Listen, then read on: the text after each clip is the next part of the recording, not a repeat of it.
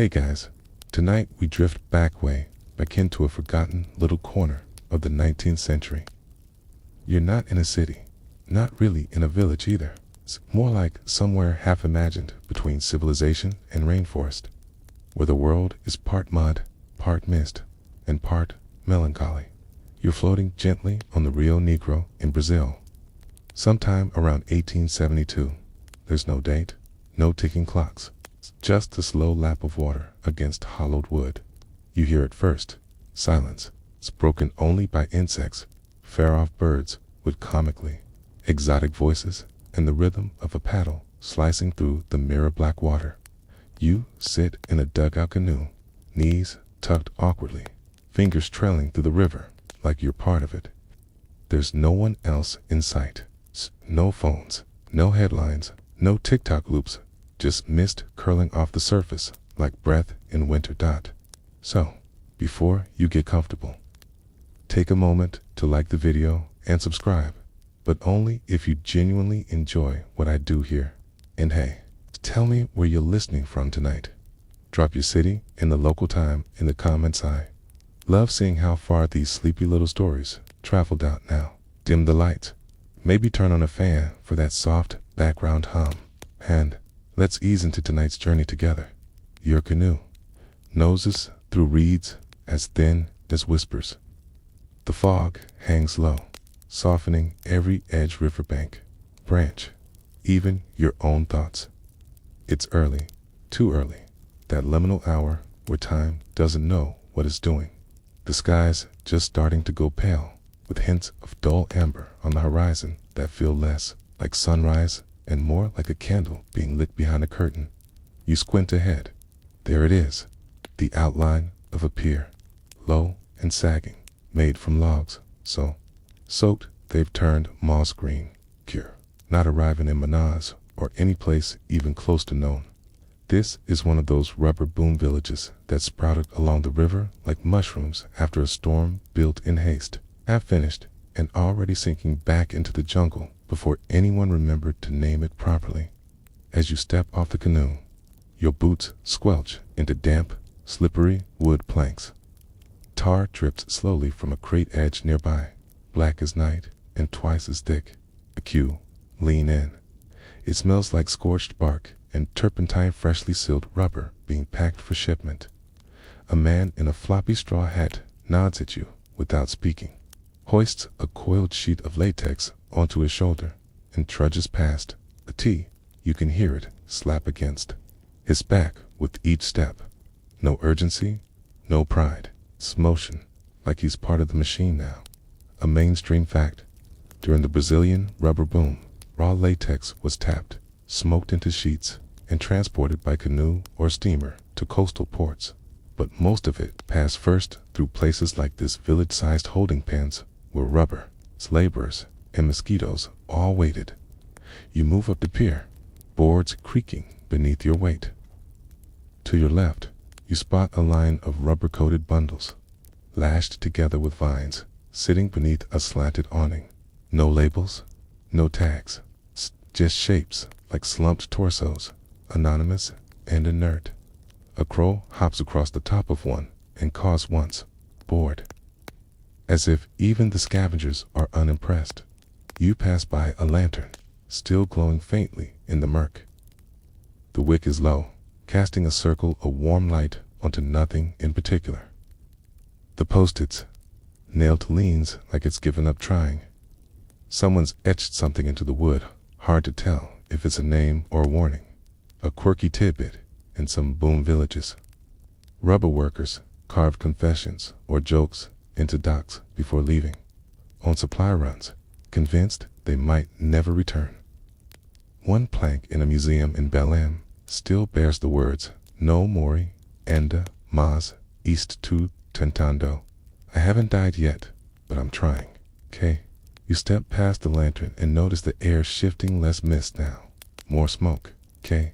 Not fire smoke, but the dull, greasy kind that clings to hair and clogs the throat. It's coming from the left, where a line of thin chimneys jab at the sky like crooked fingers. The mud path to the village begins here. It's carved between dock warehouses, that are more doorless sheds than buildings. The ground squishes beneath you, the mud warm and veined with oily rainbows. You dodge a puddle that may or may not be bottomless and almost trip over a nail sticking from a collapsed board. Someone whistles nearby 2 short bursts. Then, silence. You look around. Nothing. But then again, this whole village feels like it's half hiding from itself. The air carries no voices. It's just the hum of insects and the wet plop of dripping tar. As you begin walking the main path, you spot the village proper, beginning to unfurl a hedgerows of stilted houses leaning away from each other like drunks at closing time. Most are wood, patched with tin, thatch, or canvas. A few have shutters, fewer have glass. Every doorway is a shadow. Someone's sitting in one of them, chewing something slowly and not blinking. A child darts past with no shoes and a lopsided rubber ball. He doesn't laugh, doesn't look up, vanishes between 2 huts like he was never there. Historians still argue whether these villages were ever meant to last. Some claim they were temporary extraction points meant to be moved as trees depleted. Others insist they were the first drafts of jungle cities that never caught on. The truth?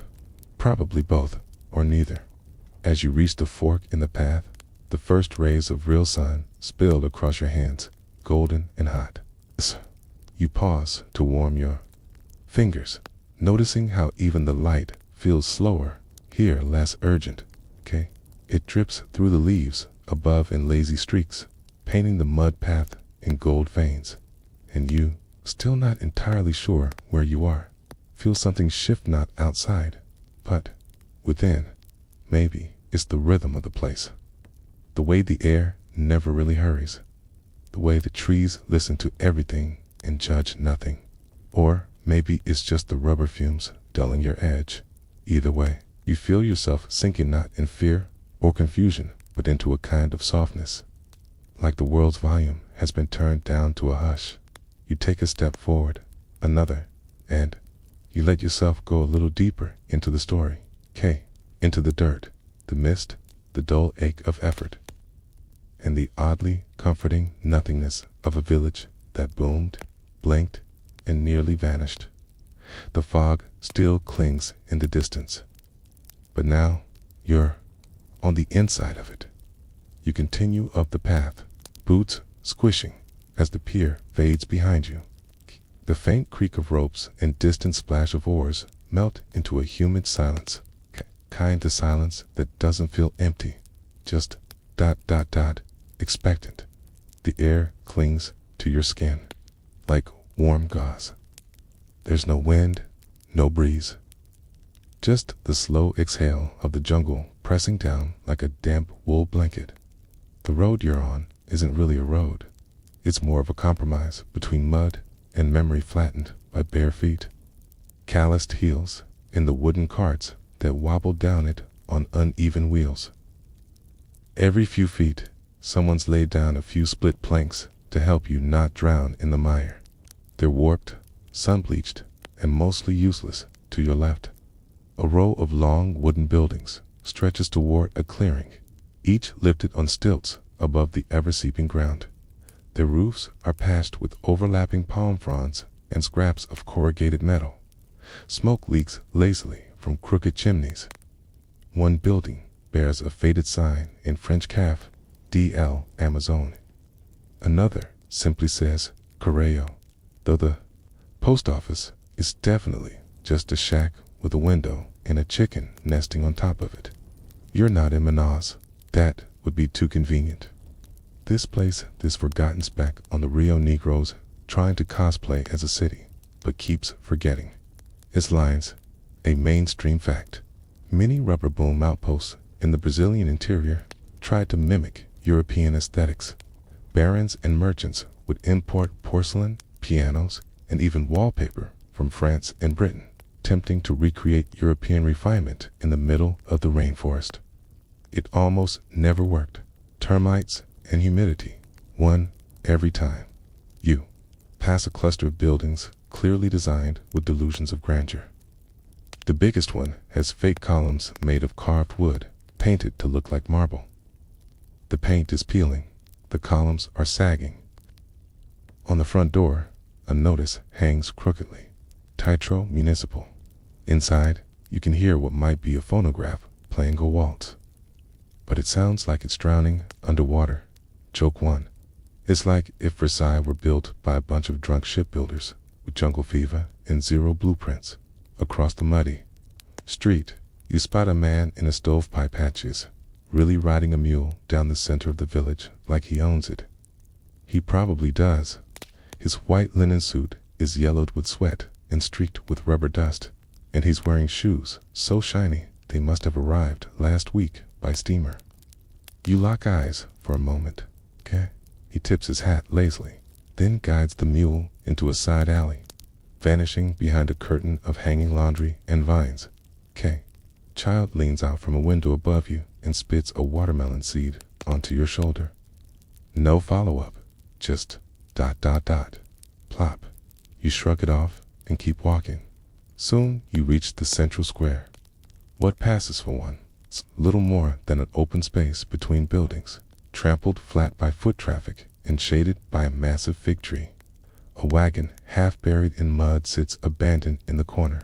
At its side, a brass pot split down the middle wrists on a stool. A dog sleeps in it, ears twitching around the square. Life lurches along. A man repairs fishing nets. A woman dumps a bucket of dishwater into the street. Two barefoot teenagers lean against a crate marked Mercadoria Para, trying to look bored, but failing. To your right, a wide building sags under the weight of a crooked tin roof. The sign above the door reads Armazém, the general store. You head that way, the door creaking on entry, revealing a dim, dusty room filled with the scent of old leather, dried beef, and kerosene. Inside, a ceiling fan turns slowly, powered by something unseen and possibly possessed. Shelves line the walls, stocked with goods that range from useful to utterly confusing. You see clay jars of salt, rough rope tied in loops, a half barrel of coffee beans, small boxes of British soap, a single, elegant violin bowl with no violin. Then, of course, the miracle soap, labeled in French and Portuguese, with illustrations of a beaming woman whose skin looks suspiciously European despite being sold in the Amazon. You hear a voice behind you. You need anything in particular, or just wasting daylight? You turn. The shopkeeper is ancient not in years, but in posture, in the way he leans on the counter like he's been held up by it since Dom Pedro II was in diapers. He wears a stained apron and chews on a stick of sugarcane. His eyes are cloudy but sharp. You shake your head and smile. He shrugs, spits into a bucket, resumes sorting identical nails into identical jars. Historians still argue whether these frontier stores were real economic lifelines or just traps designed to keep laborers indebted. Many issued their own tokens, fake money, usable only within the same store, tying rubber tappers to the village-like debt anchors. As you exit the shop, you glance at a corkboard near the door. It's covered in handwritten notes. Neat boots. Size 41. Will trade goat cheese. Found one earring, wouldn't inquire at the bar. Looking for Portuguese grammar book. No pay, only fish. A few are yellowed with time. Others are fresh. You run your fingers over one that just says, Volto, breve, Espero. I'll be back soon. Hope, joke 2. You think about leaving a note yourself, but you're not sure what it would say. Dear 1883, I'm just here for the vibes. Back outside, the sun's higher now, baking the mud into a sort of temporary concrete. Chickens patrol the alleyways like they own the place. You follow one past a row of makeshift businesses, a tailor's hut with 2 shirts and no needles, a dentist with a chair but no tools, a barber who clearly cuts hair with a machete and divine intervention. Eventually, you stop at a shaded bench under a tree. The bench groans as you sit, probably older than the town itself. The village continues to buzz around you, not with speed, but with friction. Everything here is slow, sticky, begrudgingly functional. A mainstream fact. Most of these villages weren't on any real maps. They grew wherever rubber was found, then vanished when the boom dried up. Buildings were left to rot, sometimes overtaken by a jungle in a single wet season. Entire settlements disappeared like they were never there at all. You lean back, eyes half closed, and breathe in the thick air. You can taste the iron in it, the plant rot, the hint of fermenting fruit. Someone nearby starts humming, maybe a lullaby, maybe a prayer. You feel the bench's grooves under your legs. Hear the cicadas. Warm up. Watch a butterfly land on your knee. Rest a moment, then flutter off like it forgot why it came. There's no rush, no destination. It's the slow unfolding of another rubber-streaked day in a village half remembered, barely built, and already slipping back into the soil. And you, for now, are part of it. You rise from the bench with a soft grunt part performance. Part necessity, begin following the sloped mud path that leads toward what locals refer to, with maybe a bit too much pride, as the market. It's not much. But then again, nothing here ever is. That's kind of the charm. The path dips, veers left, then slithers between two rows of huts made from wood, palm fronds, and whatever washed up on the riverbank that month. Every third building looks abandoned. Every second, one lived in, and every first one is undecidable. Hammocks sway inside open doorways. Laundry flutters like flags above the mud. Hen chickens continue their aimless patrols, like underpaid security staff. You pass a wooden post with a faded poster stapled to eat-in illustration of a steamboat. In a single word, Progresso. There's no date, no contact info, no explanation. It's just optimism stapled to rot. A mainstream fact during the rubber boom. The promise of progress was a marketing tool used by government officials, colonists, and even religious missions to lure laborers, investors, and settlers into the Amazon. In reality, most found disrepair, debt, and the slow collapse of even the simplest streams. The mud path forks again near a crooked fence. One side leads toward a squat building with a corrugated tin roof and peeling yellow paint, like caned.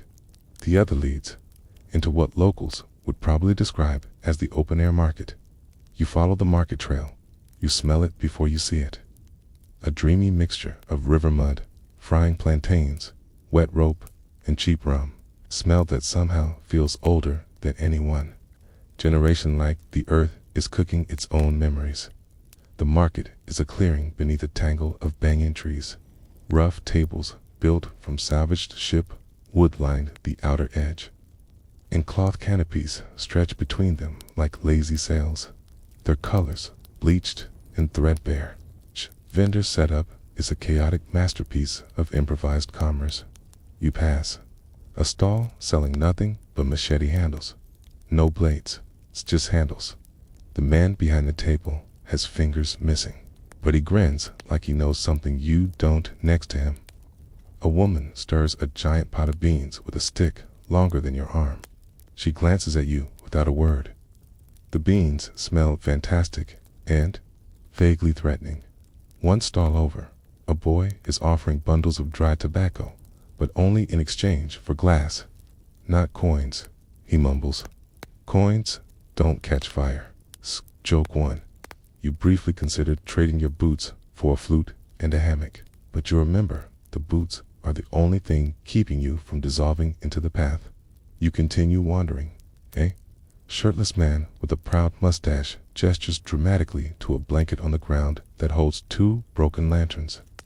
A comb missing most of its teeth, and what might be a monkey skull wearing earrings. You raise an eyebrow. He nods solemnly. You keep walking. A quirky tidbit. Many boomtowns operated on a bartered economy with wildly inconsistent standards. Some transactions were conducted in glass beads, others in tins of condensed milk or even hairpins. In one recorded case, a canoe was traded for a Portuguese grammar book and a dozen yams under a woven canopy. An old woman sharpens fish hooks while singing to herself in a mix of Portuguese and a tribal dialect you can't place. Her cat watches you without blinking. You nod at it. It does not nod back. You spot a man carving thin rubber strips into shoelaces, which he's braiding and dyeing with beet juice. His fingers move automatically, as though the process is embedded in his muscle memory, like breathing. A pile of finished laces sits beside him, a bias. He doesn't care, at the market's edge. A cluster of children sit around a low crate, playing a game that involves sticks, small stones, and something invisible. There are no clear rules, but they laugh in bursts and groan dramatically when someone loses. You think about joining, but they look like they'd outplay you on instinct. You duck under a string of drying herbs and pass by a woman selling handmade remedies. Her display includes bark dust labeled for sleeplessness, a jar of oil against jungle ghosts, dried leaves simply marked don't.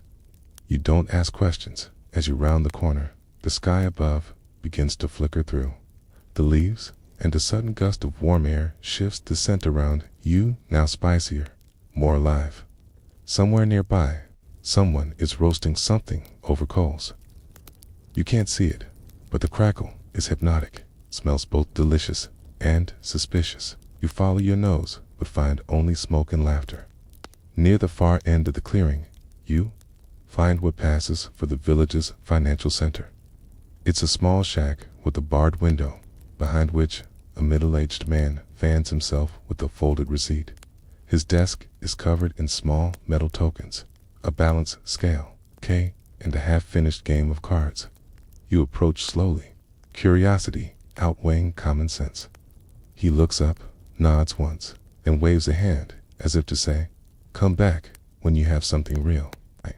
Mainstream fact: rubber barons in the Amazon often issued private currency brass or tin tokens with their company's insignia. Workers were paid in these, which could only be redeemed at that baron store, effectively chaining them in a closed-loop economy. You glance down. At your feet lies a single discarded token. It's round, dented, stamped with a faded star. You pick it up. Feels heavier than it should. Feels ... loaded. You pocket it, just in case. Historians still argue whether the entire boom was a strategic, economic miracle or an exploitative illusionist system built on overestimation, fever dreams, and suffering turned into supply chains. But here, standing in a market of half-useful goods and hopeful eyes, it just feels like life. Fragile, improvised, real. Joke 2.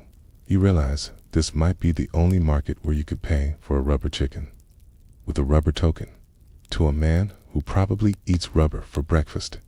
You leave the market slowly, stepping over a sleeping dog and ducking under a sagging rope.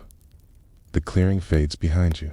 The noises blend back into the jungle hum, and that feeling returns, the soft sense of being underwater, or in a memory that's not yours. As you follow the path back toward the main square, you glance up at the trees.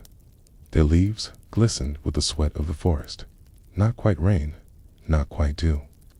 Somewhere above, a parrot screeches a warning, or a joke, hard to tell. The mud sucks gently at your boots, and the market, that odd dream of barter and beans, of ghosts and glass, lingers behind you, like the smell of charcoal on cloth. It will all still be there tomorrow. Or maybe it won't. You follow the path downhill again, but now it forks with a kind of reluctance one way, curling toward a narrow footbridge that looks suspiciously like a raft tied in place, okay, and the other sliding into a small rise where you can already see mismatched rooftops peeking over tall grass. You take the rise, 'cause curiosity, because why not? The road here is less muddy, more gravel and trampled roots, as if someone long ago tried to make it proper, then promptly gave up and moved to Bellum. You pass a tall fence, warped and listing, patched with tin and rubber scraps. A faded sign hangs above its gate, painted in red and barely legible Palacio du Comercio. You smirk. You already know better. Inside, scene is absurd. A half-finished attempt at European city grandeur, transplanted and then left out in the rain. The buildings are stone and stucco, but unevenly made, some crumbling at the corners, others leaning slightly like they'd had one too many Capirinus. The windows are glass. Yes, but many are cracked or covered with mosquito netting so dense you can't tell what's inside. There's a fountain in the center of this little square. Dry, of course. The statue of a woman in a toga stands proudly. Atop it, her outstretched arm missing a hand. At her feet, a plaque reads, "A Progresso." Her gaze points somewhere that no longer exists. A mainstream fact. In the later decades of the rubber boom, there was a growing obsession among wealthy Amazonian settlers with importing elements of European architecture and culture. Its buildings were constructed in the neoclassical style, public sculptures ordered from Lisbon or Paris, and even opera houses attempted. But in many remote villages, these projects were abandoned mid-construction as funds dried up or the jungle reclaimed its space. Joke 1. Somewhere between the cracked statue and the sun-faded wallpaper, you get the distinct feeling that this place really thought it was going to be the next Venice. Spoiler, it wasn't. You duck into one of the larger buildings' its columns, clearly painted to look like marble, but peeling to reveal raw wood underneath. Side, it's cooler, shadowed, almost elegant. The floor is tiled in faded blue, the ceiling fan unmoving. On a nearby wall hangs a large oil painting of a steamship, triumphant and out of place, sailing somewhere not quite real. The building seems abandoned, but not entirely. You hear a faint sound music. You follow it down a hallway lined with dusty mirrors, each one slightly warped, making your reflection look like it's melting. At the end of the hall, a door stands open. Inside is what might have once been a ballroom, an official hall, depending on who you ask. Now, it's a storage room for broken furniture and forgotten dreams. Sunlight pours in through slats in the ceiling, illuminating dust motes that float like ghosts. And there, in the corner, sits a phonograph, still playing. Somehow, a waltz crackling and slow, as if time itself is trying to remember how it goes. You approach it carefully. There's no one around. The record spins lazily. A half-finished bottle of wine sits nearby, next to an empty chair that still leans toward it. Someone was here recently. Maybe they never left. Historians still argue whether these rubber outposts truly believed they would become enduring centers of civilization, or if the performance was always part of the illusion, a kind of costume worn for investors, for visitors, or just for themselves. Either way, the evidence stands. Grand halls, empty now, built with ambition and abandoned with a sigh. You sit in the chair for a moment, listening. Then the waltz ends, and the room goes silent again. You rise. A quirky tidbit. There are stories of opera performances being staged in half-built theaters deep in the jungle, with singers arriving by steamboat and audiences dressed in dinner jackets and mosquito netting. One village reportedly constructed a full ballroom floor from bottle caps arranged by color to mimic tiles. You step back into the street, blinking in the sun. The square now feels smaller, as if seeing inside those walls shrink the place a little. You wander past a shuttered bakery still, faintly smelling of old flour, and a salon that proudly boasts spanholes to Paris on a sagging sign. The only tub inside is cracked and full of leaves. You pause at a building with a piano on the porch. Its keys are warped from heat and humidity. Two chickens perch on top, pecking occasionally as if composing something avant-garde. You reach out, press a key. A flat, wheezy note escapes. Joke 2. Probably the village anthem. You laugh softly to yourself and continue walking, sitting the fantasy zone and back into something more Practical. The dirt path returns. The buildings flatten again. Fancy facades fade into wood and palm thatch, smoke rising steadily from kitchen fires and coal pots. But for a brief moment back there, the village dreamed big, and maybe, in its own slightly delusional way, it still does. You round a corner and spot the river again, glinting between trees. The air thickens with the scent of damp earth and hot metal. A soft wind ruffles the leaves. Somewhere, a bell rings dull and half-hearted. Noon, maybe? Or just someone bored. There's nothing pressing you forward. No schedule, no destination. Just one quiet path after another. Each step softer than the last. You let the music from that cracked phonograph echo in your memory a little longer, and then you keep walking.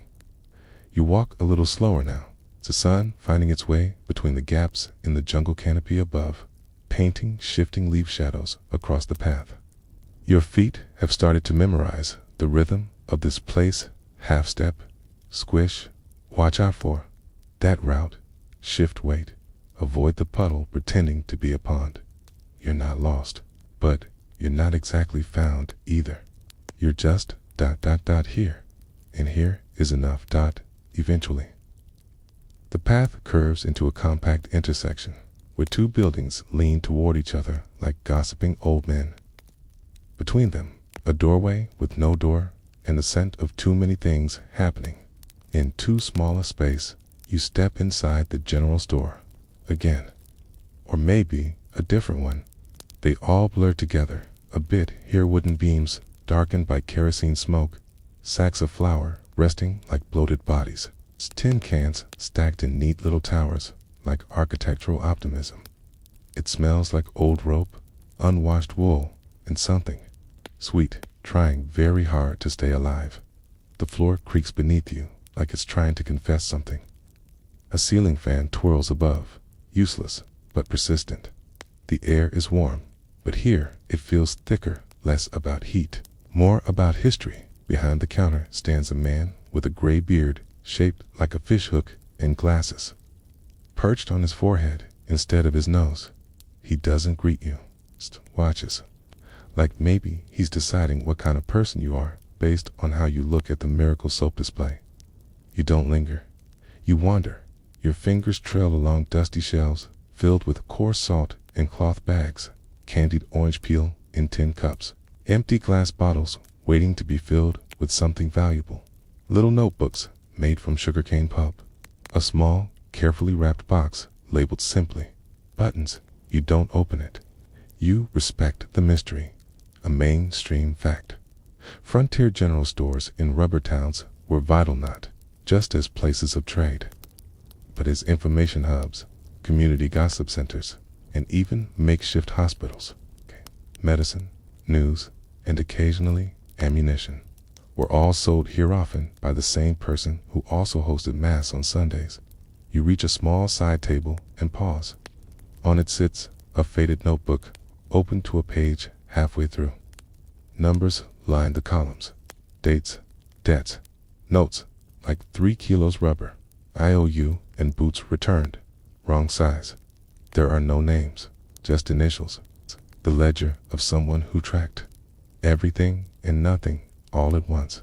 Next to the notebook, a jar of coins, or tokens more likely, each with a different rubber baron's insignia stamped on the front. You pick one up. It's warm, heavy.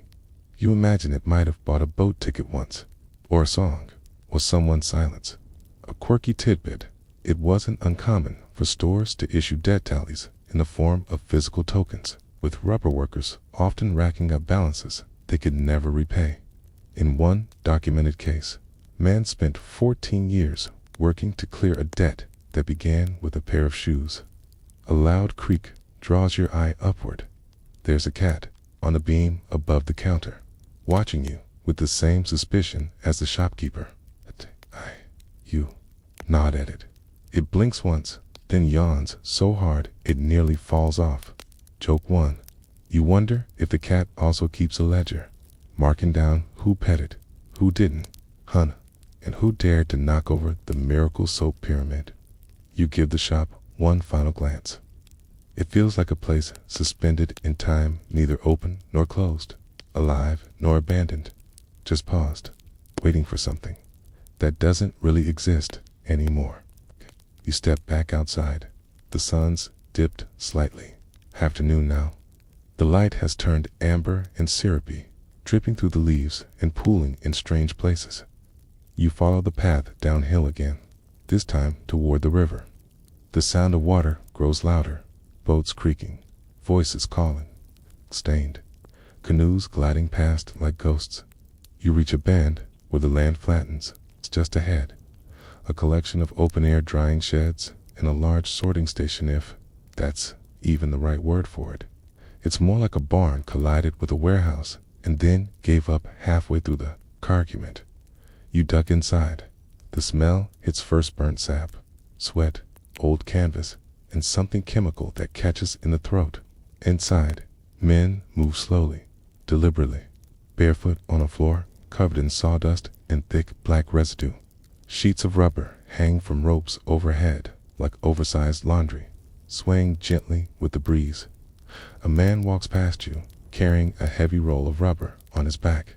His hands are stained to the wrist, his eyes unfocused. He doesn't see you. Maybe he sees everything and doesn't care anymore.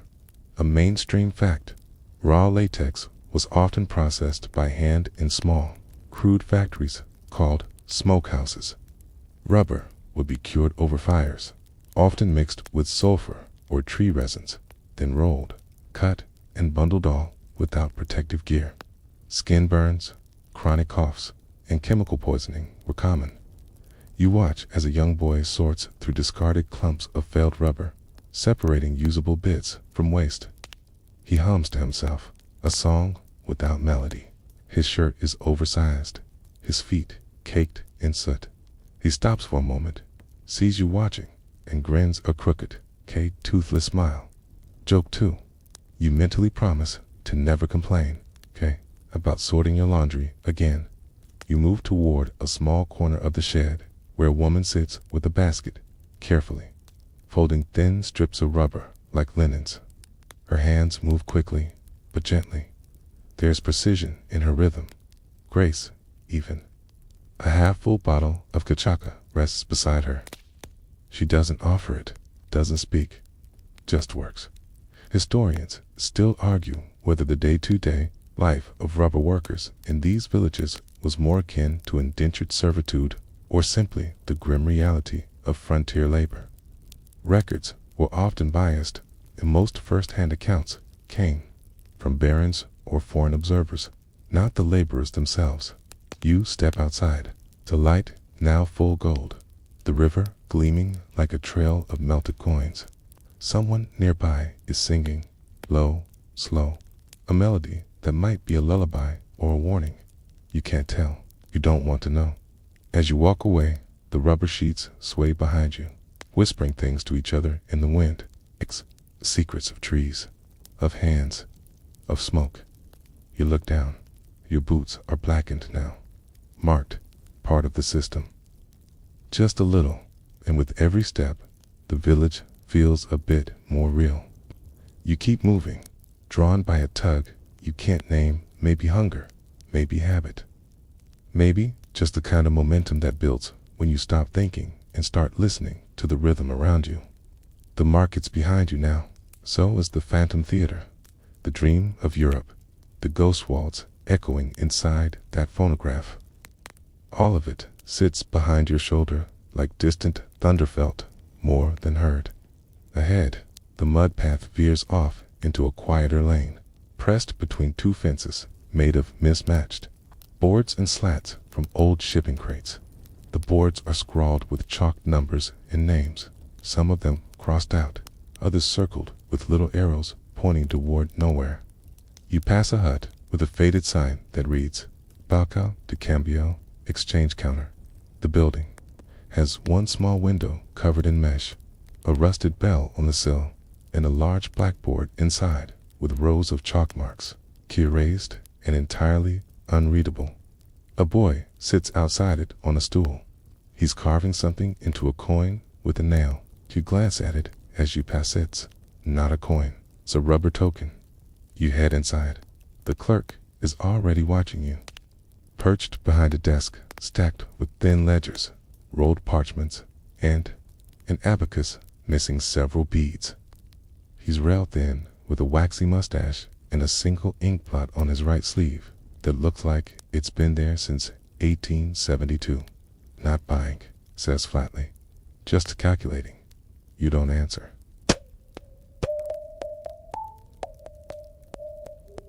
You're not here for a transaction. You're here for something older. He sighs, nudges a stool out with his foot. You sit. A mainstream fact in many Amazonian rubber boom towns. Laborers were paid not with national currency, but with company money, tokens, promissory notes, or rubber credits that were only redeemable at stores owned by the same rubber barons. This system created a self-contained economy, one entirely controlled by those in power. The clerk pulls out a book and opens it halfway, clept to a fresh page. He flips to one that's already filled. Numbers, scrawled margins, notes in red ink. You see entries like Sebastio Aroba's latex 1 shirt, over 2 knives, 1 IOU, signed, Claramist, shipment, 2 chickens as collateral. Almeida loan refused. Credit suspended. Carlos disappeared. Debt pending. Number. Last names. No context. Ghosts of transactions. The clerk scratches his chin and murmurs, numbers always lie a little, especially when nobody can read them. Joke 1. You'd think that might be the Amazon's unofficial motto. Right under yes, we accept payment in fish. He gestures to another shelf, this one filled with small drawers, each labeled with initials. He opens one. Inside are tokens round, square, oval, crudely punched. Each one stamped with a barren symbol. Stars, jaguars, initials in Gothic lettering. One is marked DJ. You're not sure if that's the issuer or the recipient. You pick one up. It's cold. It's even here, where nothing stays cold for long. The clerk taps his book. You'd be surprised what people give up just to get one of these. A machete, a daughter, a promise they couldn't keep. A quirky tidbit in at least one rubber camp near the Puros River. Debt was transferable. A T could legally inherit someone's debt if you married them. One recorded case shows a man marrying a widow and inheriting 240 days of back-breaking rubber collection, all for a goat he never received. You step back, unsure whether you're more horrified or impressed. Maybe both, the clerk continues without looking at you. Most don't pay it off. They die trying, or they vanish, disappear. You ask. He shrugs. Sometimes the river takes them. Sometimes they take themselves. Sometimes a baron makes a note in red ink and nobody ever asks. You exhale through your nose, glance at the rows of drawers. So many names. So many lives boiled down into tokens and scribbles in chalk. Historians still argue whether these systems were organized economics or legalized slavery. The lines blur when records are sparse and everything is negotiated in heat, pressure, and fear. The truth likely lies in the swamp between legality and necessity, one mosquito bite at a time. You thank the clerk, stand, and step out into the bright light. The sun feels blunter now, less warm, more weighty. You squint outside. The boy is still carving into the rubber token. You catch a glimpse of what he's made. Not a face or a number, a shape. A bird, wings stretched wide. You nod. He doesn't look up. You move on, down the lane. Past the exchange, there's a low wall covered in messages. Scraps of paper, cloth, even bark, all tied or nailed to its frame. Summer notices, lost black dog, answers to Barra. Others are ads, pots mended, payment flexible. And a few are just letters. Raza, tell me I am well. The fever is gone. Joe, I wait for you every week. Bring sugar. Domingo, your father died. Please return. Joke 2. You briefly consider leaving a note that says, whoever borrowed my time machine, I need it back by yesterday. You follow the wall to a small stand covered in tarpaulin. A man sits behind it with stamps, envelopes, and ink. The postmaster.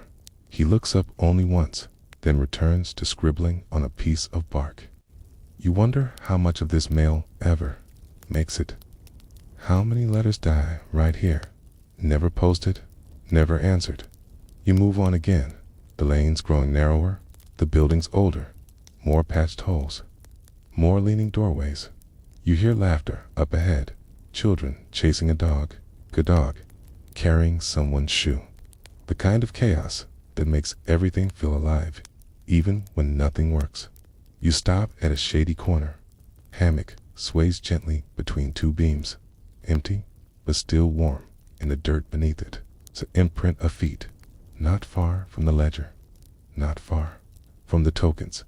Someone's dead, or dream, or both, just got up and walked away.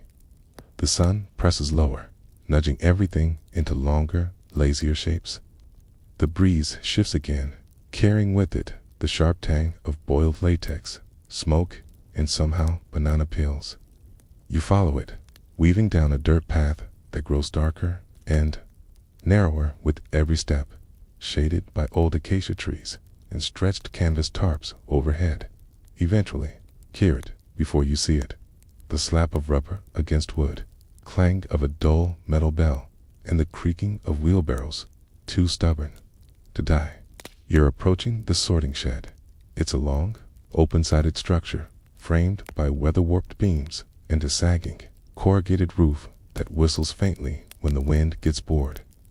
The walls are barely there, more suggestion than structure, enough to keep out jaguars and maybe very determined rain. You step inside, and the smell hits immediately. Sour latex, burned sap, old sweat, and something acrid that catches at the back of your throat. The scent sticks to your nostrils like molasses made of ashdot inside. The work is endless. Rubber sheets, raw and smoked, are stacked into uneven piles, each one wrapped loosely with twine or barked cord. Barefoot men and women, hands blackened and hair slick with grease, move slowly around makeshift workbenches, weighing, trimming, sorting. A mainstream fact, the process of preparing rubber sheets in boomtowns was largely manual. After being collected from trees, latex was boiled or smoked on site, then spread out in thin sheets and left to dry. These were sorted by quality based on thickness, color, stickiness, and impurities, then bundled for river transport. One of the workers stops, tilts her head at you. She's maybe 50, maybe 70, hard to tell. Her mouth is mostly gums. The only teeth left are gold, and they catch the afternoon light like jewelry she never meant to wear. She nods once, then returns to her trimming. You wander deeper, near. A stack of rubber rolls as tall as a buffalo. A young man is leaning over a scale. He dumps a freshly boiled, still steaming lump of latex onto it. The weight creaks. He records the number in a greasy ledger, then wipes his hands on his shirt, leaving dark fingerprints like bruises across his chest. Joke 1. You briefly consider checking if the scale's balanced, but then remember that nothing in this place has ever been balanced, including the people. A clanging noise erupts near the back. Two boys have dropped a bucket, and its contents, water and tiny offcuts, go splashing across the floor. One of the older workers curses in a language that might be Portuguese or just furious noise, but the boys only laugh, scoop it up, and keep moving. The shed has a rhythm, like a slow, reluctant heartbeat. It doesn't try to impress. It doesn't want your sympathy, It just, exists, persists. You pass a work table where a woman is scraping bark with a bone-handled knife. She's humming, low, tuneless hand, every now and then spits to the side. Fingernails are stained brown. Her wrists are wrapped in strips of cloth, maybe for support. Maybe just to keep her skin from coming off. She looks up at you, then down at her hands, and says, "Only the good rubber floats." Din keeps working. A quirky tidbit in some villages. Rubber quality was tested by floating it in rain barrels. If it floated too high, it meant impurities. If it sank too quickly, it meant over-smoking. There were even rumors that good rubber sang when pressed, but only to those who hadn't lied that day. You walk toward the far end of the shed, where smoke coils through slatted vents and the heat rises like breath from a fever. Here, rubber sheets are hung on long poles, drying and hardening in the open air. Some are dark as tar, others pale and creamy. One has a child's handprint in the corner, accidental, probably, or a signature no one will notice. A man sits nearby with a blade, trimming the edges of sheets as they come down. It doesn't look up. He just mutters the same phrase over and over, rhythmically, like a prayer. You catch it. White blood in, black gold out. You glance at his hands. They're bandaged. Historians still argue whether the economic benefits of the rubber boom ever truly reached these villages.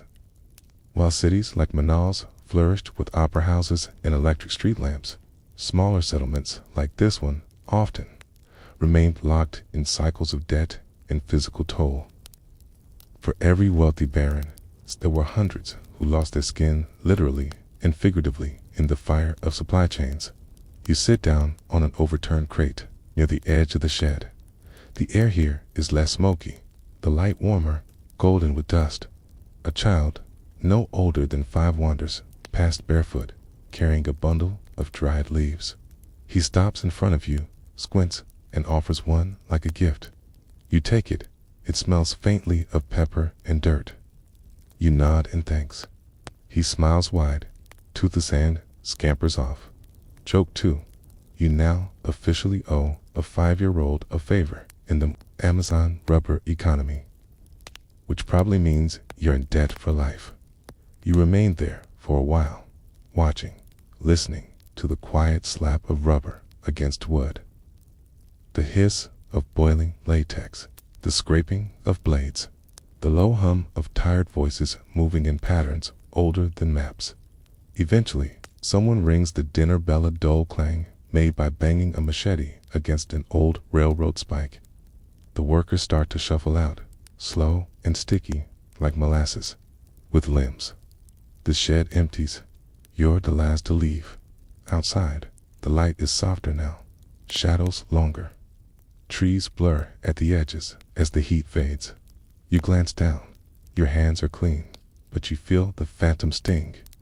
The heat, the stick, the pressure of something molded in the dark. You rub your fingers.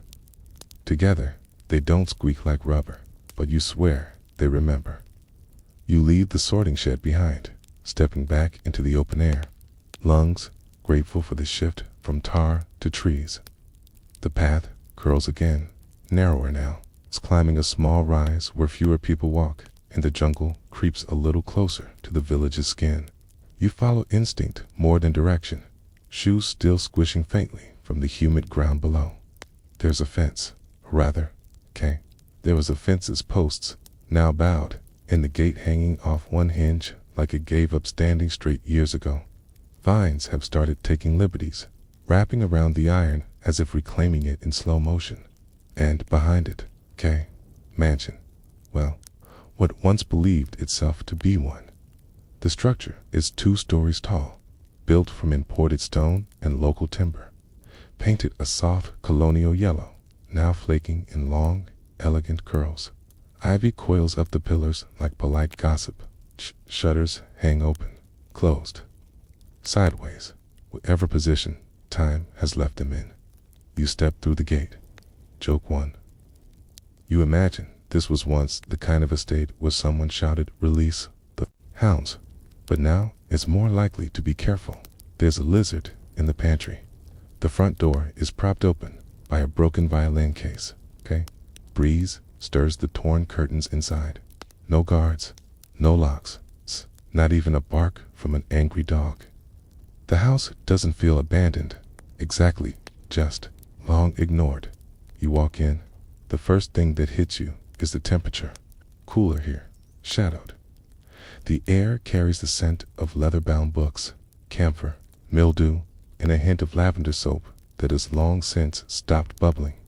You're in a foyer with tiled floors blue and white, cracked in places, forming little abstract mosaics where the original pattern gave up. A chandelier hangs above you, cobwebbed and dusty, missing two arms. The wallpaper was once floral, right? Now it's mostly just suggestion, a mainstream fact. During the rubber boom, it was not uncommon for wealthy barons and government-appointed administrators to construct lavish mansions deep in the Amazon, importing furniture, art, and even building materials from Europe. Some were never fully finished. Others were briefly occupied and quickly decayed in the jungle's relentless climate. To your left, a sitting room, velvet armchairs faded to ash pink.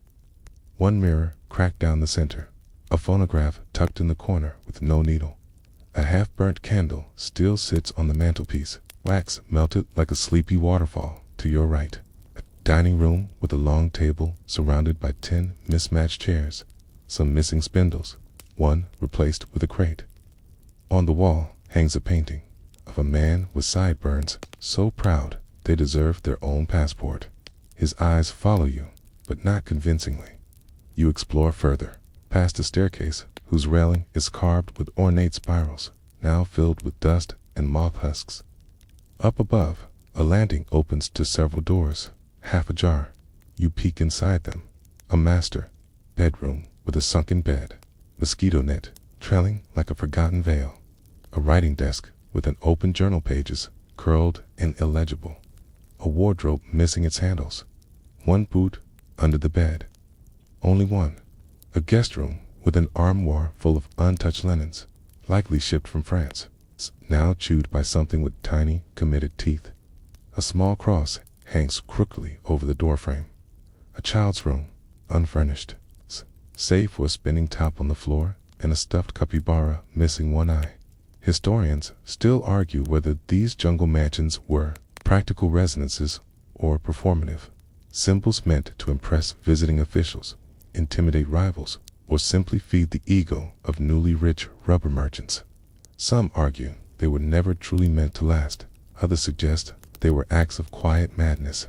You head back downstairs and step through a side door into what used to be a library. Here, the walls are lined with shelves, some still holding books, others sagging or empty. You pull a volume down. It's in French. The pages are swollen from humidity. It's spined, brittle. You can't read the title. The ink has bled into itself. You find others, a Portuguese copy of Don Quixote, a German cookbook with page 47 dog-eared, a ledger tucked between two novels, filled with shipping notes and inventory for ivory, sugar, and miscellaneous cargo. You notice a curious pile in the corner, stacked cushions, broken plates, and a gramophone horn filled with dried leaves.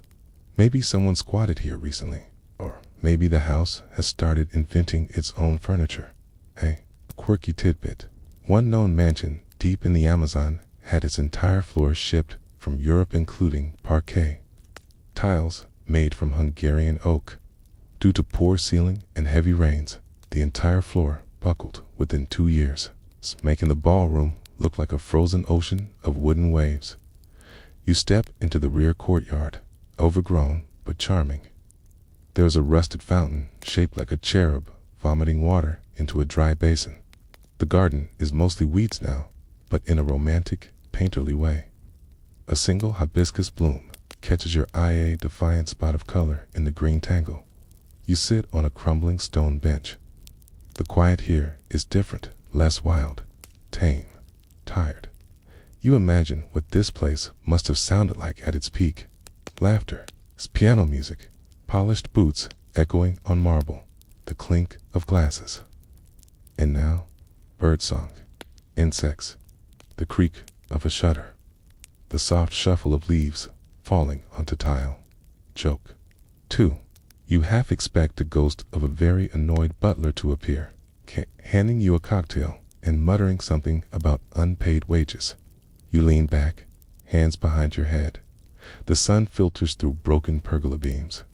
A soft breeze lifts a torn curtain on the second floor, revealing nothing behind it. And just for a moment, the house breathes, not in a haunted way, in a remembering way, like it's grateful someone bothered to notice. You rise, stretch, crack your neck. The day is cooling. The village murmurs beyond the fence. You walk out of the mansion not with reverence, but with quiet respect. It tried. It really did. And it still stands. Sort of. You leave the gate, swinging gently in your wake. Back on the village path, Kia, your senses slowly recalibrate out of the half-dream of the mansion and into the soft chaos of evening. The light has shifted again, sliding toward honeyed tones in long shadows. Somewhere nearby, a bell rings, not mechanical, not precise. A bell that's been struck by hand, maybe twice, maybe 3 times. It's not a signal you recognize, but your feet start moving anyway. You follow the sound. It leads you down a narrow side road lined with cane fences and patched stucco walls. Chickens dart out of the way, muttering to themselves. A man on a stool smokes a cigar so thick it looks like he's chewing a tree branch. He nods at you like you've both seen some things. He's probably right. At the end of the lane, there's a modest wooden structure with a gently arched roof and a large unpainted cross above the door. The only building in town that doesn't try to look European.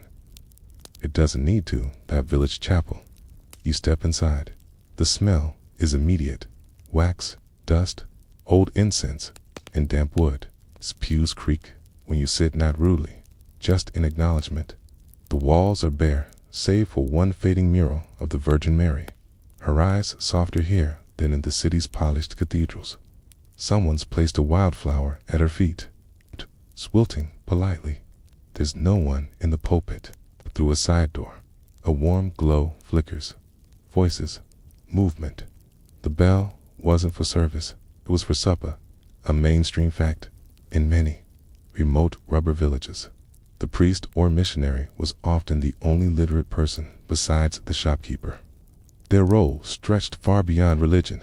They mediated disputes, ran schools, offered medical advice, and often worked as a liaison between locals and government officials. Some were beloved. Some were feared. Most were exhausted. You knock once, then walk in. The priest's dining room is simple. A long wooden table with uneven legs, surrounded by mismatched chairs. An oil lamp swings gently overhead. The walls are lined with bookshelves, most empty, some filled with damp papers and jars of beetles labeled in Latin. At the head of the table sits a man in a threadbare cassock, sleeves rolled up, stirring something in a chipped ceramic pot. His hair is wild. His smile is slow to arrive, but wide when it does. You're just in time, he says. The fish is mostly edible today, he said. He pours 2 glasses of rum, warm, thin, and slightly metallic. It tastes like it has thoughts about you. He sets down a bowl in front of you. Rice, some unidentifiable stew, and half a lime that looked like it's seen war. Across the table, another guest, an older woman, with deep smile lines and a silver crucifix the size of a belt buckle. She eats slowly, deliberately, like she's counting chews. She doesn't speak much, but her eyes are sharp.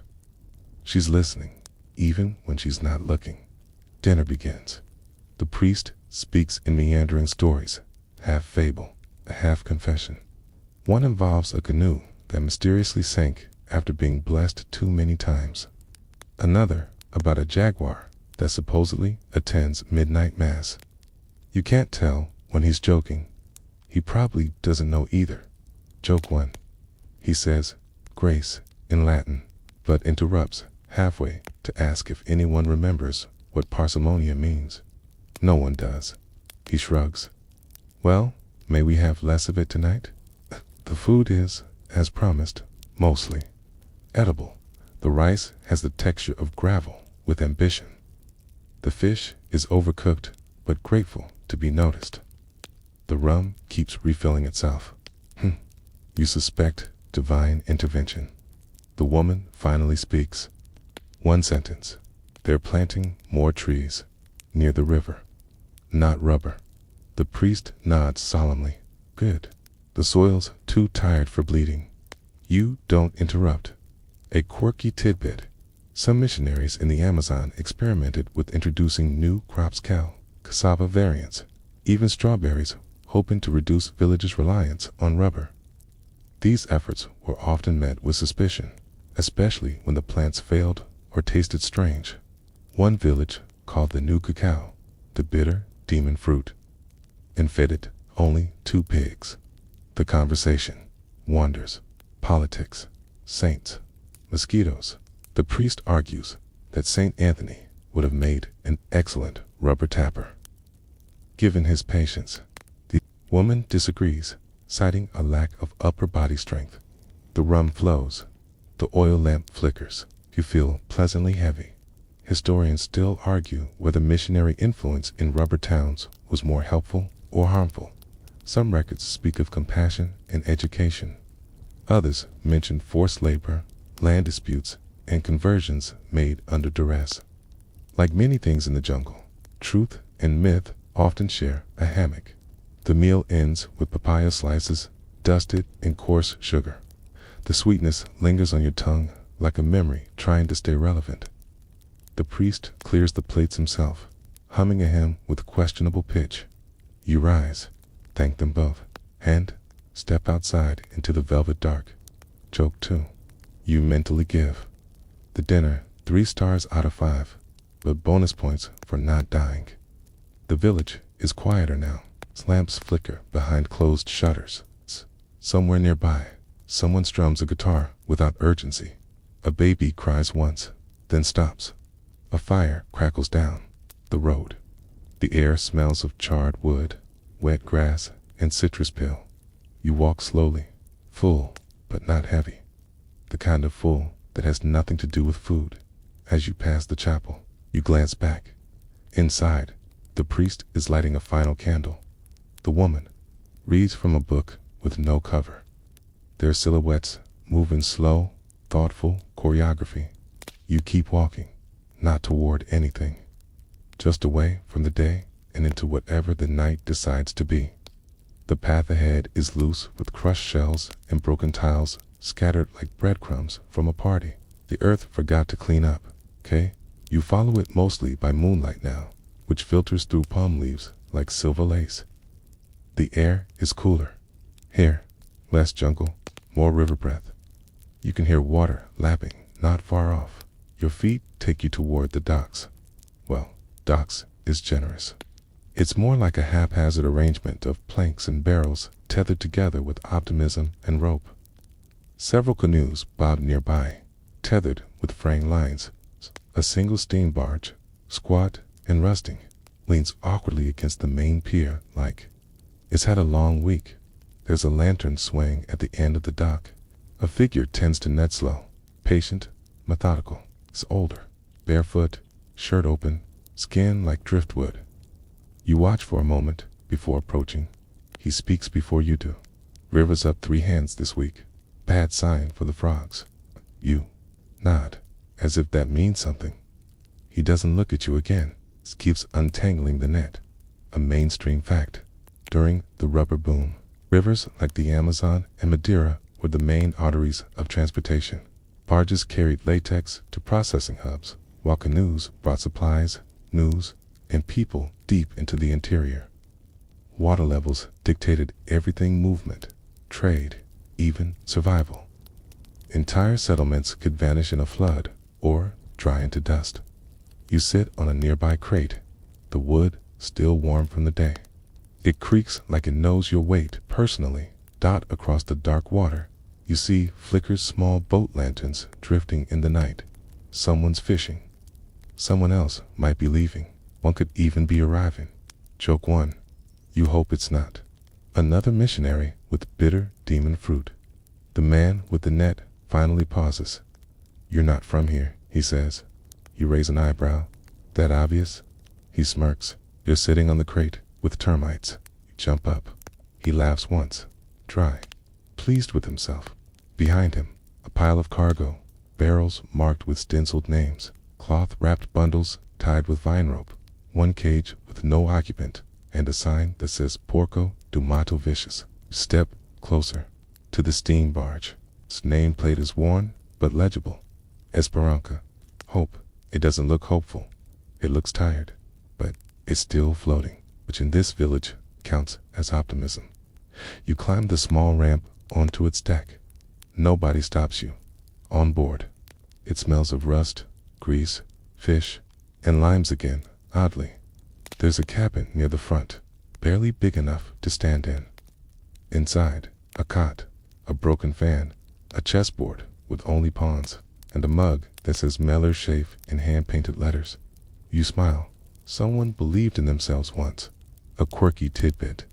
River captains along the Amazon often gave their boats names meant to curry, good luck, Casperanca, Victoria, Luz, Divina. But one documented vessel from 1893 was christened Boasorte Deus Quisa, good luck if God wills it, which historians agree might be the most honest name ever given to a boat. You walk back onto the dock and dangle your feet over the edge. The water glows faintly phosphorescent, or maybe reflected starlight. Small fish nibble the surface. Somewhere downriver, hey, Nightbird calls in a pattern that almost sounds like laughter. The old man joins you. Finally finished with his net, he points across the black expanse. It's that way. 12 days by Canoeberg Camp 14. Used to be big. Then the fever came. You don't ask which fever. It could be any of them. Dengue, yellow, malaria, homesickness. He gestures a priver. For days that way government station. Only visit once a year. Check your records, take your taxes, and promise a school. And downriver. He snorts. Downriver's the end of everything.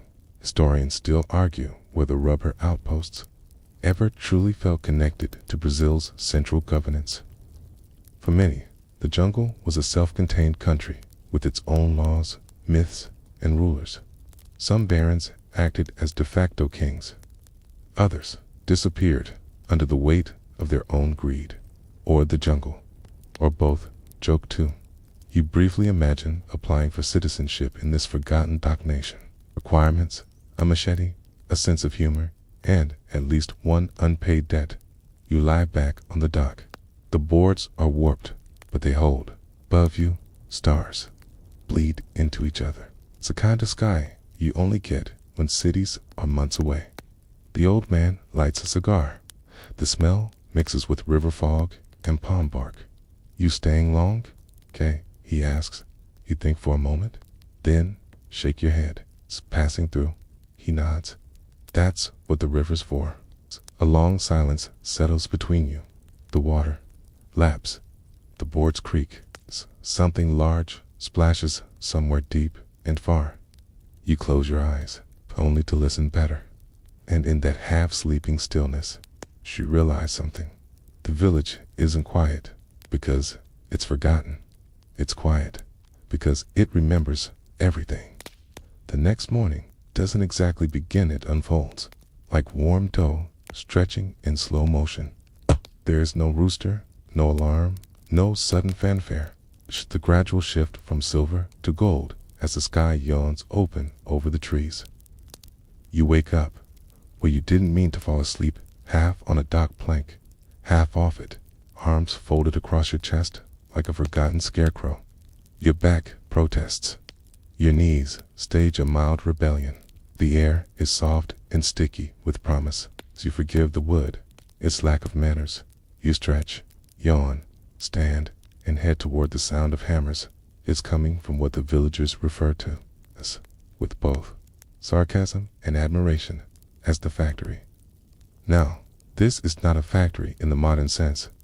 There are no conveyor belts, no smokestacks that scrape the sky, no glass windows or blinking machines. This is a long shed with a partial roof, patched together with tin sheets, canvas tarps, and one door that used to belong to a church, but inside is fire, metal, and men moving like they've already lived 3 lives before breakfast. You step over, a stray length of rope and duck inside. The heat punches you in the chest like a drunk uncle. It smells like rubber, yes, but also singed hair, boiled sap, and something sharper. It's like scorched pennies. One worker is feeding coal into a belly-like furnace. The other pulls a thick sheet of rubber from a smoking drum, hands wrapped in cloth, face set like a monk in meditation. A mainstream fact. Some rubber villages experimented with pre-processing techniques, moking, compressing, and pressing the latex into molds or standardized bales. This made it easier to ship and sell to international buyers. These proto-factories were often improvised, dangerous, and deeply inefficient, but they represented the early industrialization of a wild, centralized trade. A boy no older than 10 scrapes dried latex from a drum with a flattened spoon. He whistles a tune with no melody. He doesn't notice you in the corner. A mold Tabala crude setup of carved wood and scrap iron holds objects that look vaguely familiar. A boot sole, a flask grip, a wheel-like ring that might be part of a press or just a child's toy. You reach out to touch one, but your fingertips stop just short. Still warm. One man shirtless, tattooed with a jaguar that looks like it regrets being born, stirs a vat of rubber like he's cooking stew. Occasionally, he mutters to himself. You catch a word. Tempo. Time. Joke 1. You're fairly certain OSHA would burst into flames. Just looking at this place, you lean against a pillar and watch the workflow. No one seems to give orders, but the rhythm holds. Tools pass hand to hand. Tone water is flung across the floor to cool it. Someone spits into a can. A rat scurries by. UNBOTHER. ED. The oldest worker, his hair white, but eyes still fire-bright, sits in a chair near the door. He sharpens tools on a wet stone while chewing a root that stains his teeth red. You ask him what they're making today. He spits. Wait, that's what we make. Things that weigh us down. You raise an eyebrow.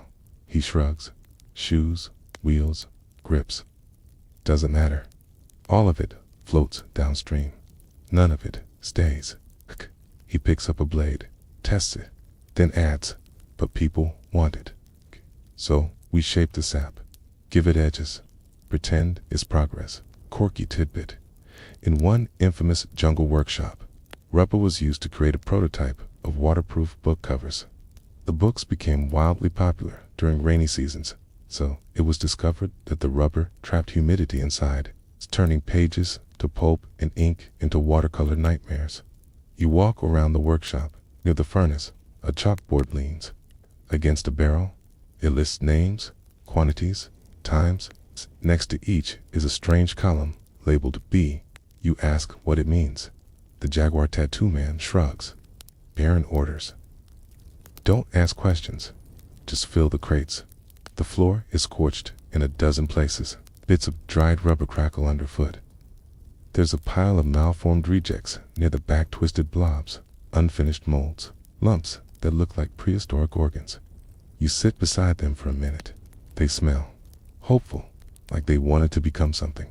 Historians still argue whether these village factories signaled the rise of industrial capacity or the death of artisanal freedom. Some view them as progress. Others see them as a prelude to the exploitation that followed when mass production consumed everything, including the souls behind the tools. Joke 2. You consider taking one of the reject molds home, calling it modern art, and selling it to a Paris gallery for 12,000 francs and a goat. Eventually, the shift ends. The workers file out, arms slick with sweat and smoke, eyes half closed but proud. One of them slaps you on the back as he passes. Still standing, eh? You nod. Barely. The furnace is banked. The tools are hung. The boy stops whistling and starts sweeping with a broom made from tied palm fronds. You take one last look at the molds, the chalkboards, the cooling vents, and then you step back into the open air where the light has shifted again. And the jungle waits without comment. You leave the factory behind, the smoke still clinging faintly to your clothes, like a conversation you're not quite done with. The road ahead curves gently, and the trees seem to lean in a little more now as if the jungle itself wants to eavesdrop. The path is quieter than before. Fewer voices, fewer footprints. You follow a trail that forks away from the village core, where the trees become more patient and the birds less bold. The sunlight falls in warm shards through the canopy. A snake flickers across the path ahead. All green flash and zero apology. You're headed toward the outer gardens, which isn't really a garden. Not in the English countryside. Hedge, roses, scents. This is the foraging zone, the edge fields, the test plots, a cluster of cultivated chaos stitched together by need and local wisdom. Here, the villagers plant what the jungle doesn't already provide. You pass small fenced beds filled with cassava, thick-leafed and stubborn. Nearby, papaya trees lean with sleepy elegance. There's sugarcane in thin rows and peanuts drying on a rack like sunbathing insects. In the distance, banana stalks tower like gossiping giants. A woman tends to a raised mound of dirt, her hands deep in the earth. She looks up briefly, gives a nod, then goes back to work, digging, not like she's planting, but like she's searching for something she buried. A mainstream fact during the rubber boom. Many villages remained semi-subsistent, relying heavily on local crops to supplement imported goods. Cassava, bananas, and beans were dietary staples, while barter systems flourished for items like salt, cloth, and kerosene. Organized agriculture was often limited and experimental, adapting slowly to rubber's all-consuming economy. You step past a half-built fence. There's a section where someone's tried to grow tomatoes. They're not thriving, but they haven't given up. Nearby, a patch of herbs basil maybe, or jungle mint grows wild and confident. Under a lean-to made of bamboo and palm, two boys crush something in a stone bowl. One grinds while the other sings. The paste smells sharp and citrusy, maybe for cooking, maybe for healing. Maybe both, joke one. You briefly consider asking for the recipe, but odds are it involves at least one plant that can also be used to kill snakes. Further along, you find an experimental grove. It's odd little saplings, each tied with fabric strips and marked by hand-carved signs: maracuya, cacao, uricum. One is labeled simply, "Do not eat." A thin man in a wide straw hat stands among the trees, a ledger in one hand and a machete in the other. He squints at you. "You're not here to steal seeds, are you?" You assure him you're not. He nods. "Good." They steal poorly. None of them like to grow twice. He shows you his test plots. One for a type of pepper that grows upside down. Another for a bean that apparently explodes if boiled too quickly. His pride, however, is the uricama seed pod, filled with red pigment, used to dye fabric, paint, faces, and sometimes mark territory. He smears a line across the back of his hand. "War paint," he says, with a grin. Or lipstick, depends who's asking. A quirky tidbit: uricum dye was used by indigenous tribes long before European contact. During the rubber boom, it was adopted by settlers for practical uses, marking crates, staining wood, and even treating fungal infections. Some barons used it to seal letters, claiming it repelled evil spirits. Spoiler, it didn't. You crouch near one of the saplings, brushing your fingers against its leaves. It doesn't flinch, but it doesn't welcome you either. Just tolerates your curiosity. There's a humming coming from a grove beyond the garden low. Steady, natural. You follow it. It leads to a row of bee boxes, handmade, set on stilts, painted in soft yellows and browns. A woman tends them gently, barehanded, speaking softly to the swarm. She doesn't wear a veil, doesn't flinch. These are Melaponas, she says, without looking up. Stingless, small, kind. You edge closer. The bees are tiny, gentle, barely more than whispers with wings. They land on her arms, her collarbone, even her nose. She smiles like she's used to it. They make the sweetest honey, she says, but only for the patient. She offers you a drop from a wooden spoon. It's like sun and flowers and something heartbreakingly clean. Joke 2.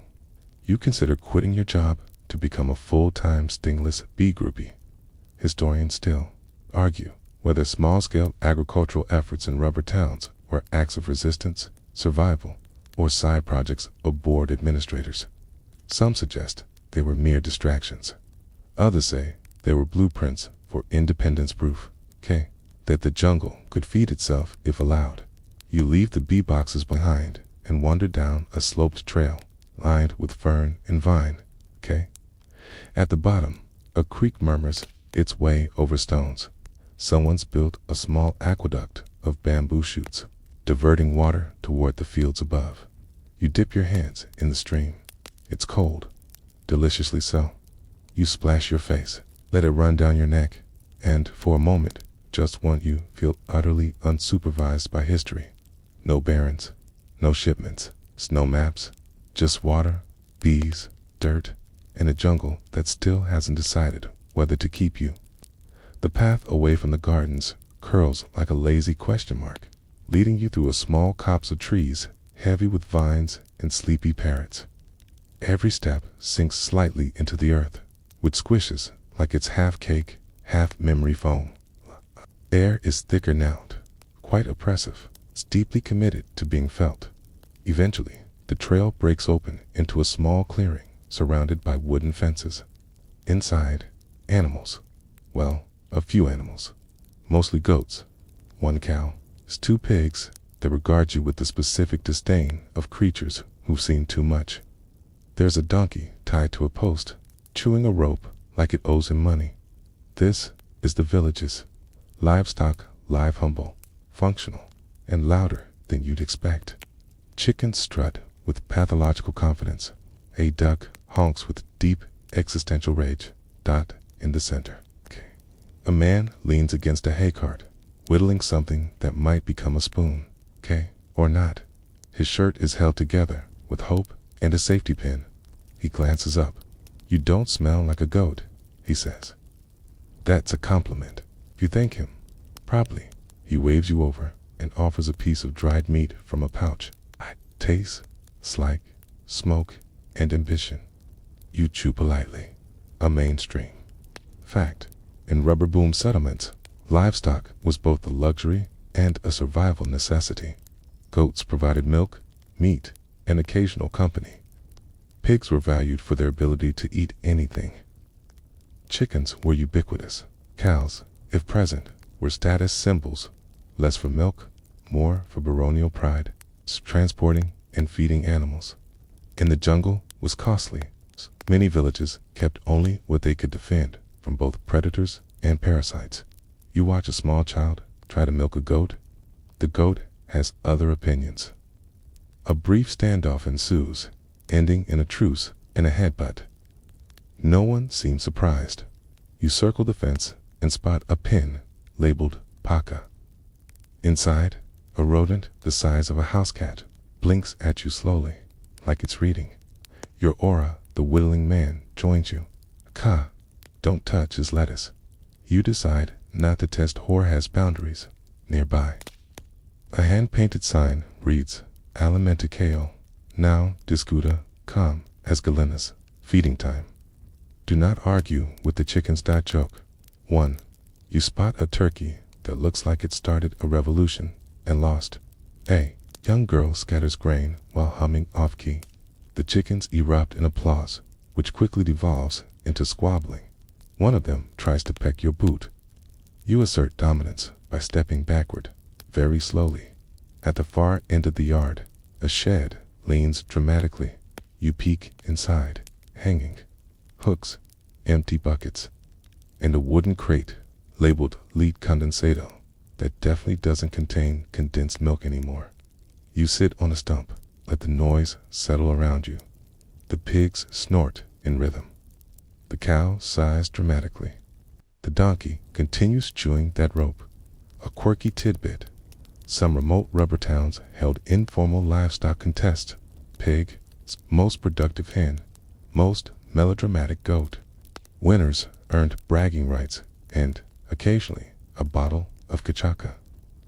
One village once crowned a rooster mayor for a week. It was reportedly the calmest administration in years. You ask the man how they manage feed. He gestures at the forest. Whatever we don't eat, they do. And what they don't eat, the termites eat. Circle of life. A chicken hops onto your lap without consent. You freeze. The man chuckles, but does not assist. She's testing you, he says. She falls asleep. You've passed. The chicken blinks at you, then dozes. You pass. Eventually, the girl rounds up the flock. She claps twice, and somehow they listen. The goat finally submits to the child's milking skills. Jorge finishes his lettuce. The turkey sulks in a corner. The man stands, stretches, and cracks his back with a sound like a rifle misfiring. Livestock's like people, he says. Some you feed, some you fear. Some you're not sure where they came from. Historians still argue whether small animal husbandry in rubber settlements was sustainable or symbolic. Some claim it provided stability in a volatile economy. Note that most meat was still imported or hunted, and livestock kept more for show than sustenance. The answer, as always, is it depends. Choke 2. You wonder briefly if any of the chickens are spies. You wouldn't be surprised.